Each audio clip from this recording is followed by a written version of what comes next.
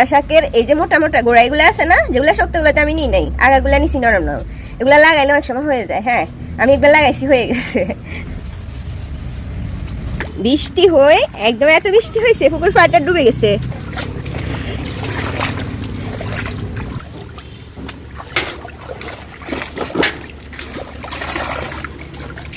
রিমন, তোর মাদ্রাসা নাই?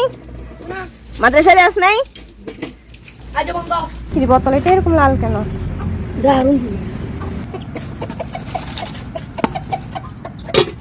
এই যে লতি রান্না করছি, কিরকম হয়েছে দেখি।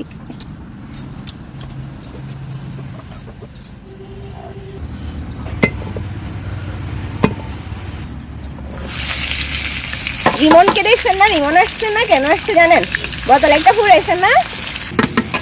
আমার দোকানের পাশে বলছি না, একটা ডাক্তার ফার্মেসি আর কি ভাড়া থাকেন, ওনার জন্য পানি নিতে আসছে রিমন বোতলে করে। ও সবার কাজ করে দেয়।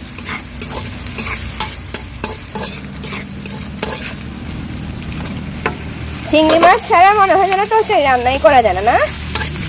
আমি পারলে আমার পুকুরে চিংড়ি মাছ চাষ করতাম। হ্যাঁ, অনেক টাকা দাম, এক পাবা অনেক সময় 200-250 টাকা দিয়ে নেই।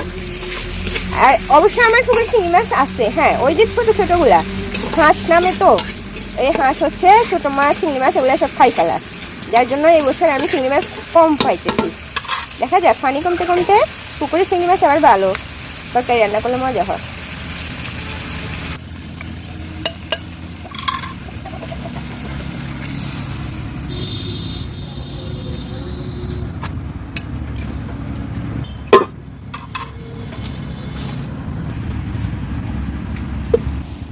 এবার ডাঁটা দিই। ডাঁটা হচ্ছে সাদাগুলা মনে হয় যেন লালগুলার চাইতে বেশি মজা হয় না? আমার কাছে মনে হয় যে মানে লালগুলার চাইতে সাদাগুলা একটু বেশি মজা হয়। আমার জমি আমি ফালাইছি, উঠানে সাদাগুলা ফালাইছি, বর্ষাকালে হবে আর কি। এগুলোর সাথে কয়টা পটল দিচ্ছি, মানে পটল এগুলো ফ্রিজে একটু লাল হয়ে গেছে, তো ভাবছি যে ডাঁটা শাকের সাথে দিয়ে দিই, মজা হবে। এই ডাঁটার সাথে হচ্ছে যেটাই দিই মজা হয়। হ্যাঁ, সমস্যা নাই। চিংড়ি মাছ কতগুলো দিছি না, এগুলো অটোমেটিকভাবে মজা হয়ে যাবে। আরে দামি চিংড়ি মাছ, এমনিতে স্বাদ হবে। হ্যাঁ, বড় বড় তো, এবার ডাকি ডাকি হয়ে যাবে।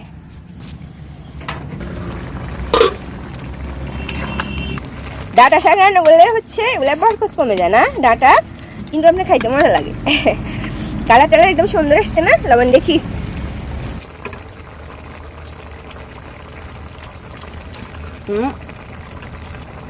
দারুণ হয়েছে। ঠিক আছে, আমার তরকারি হয়ে গেছে। ওকে, জাল আর দিব না। হ্যাঁ, এমনিতে কিছুক্ষণ থাকুক।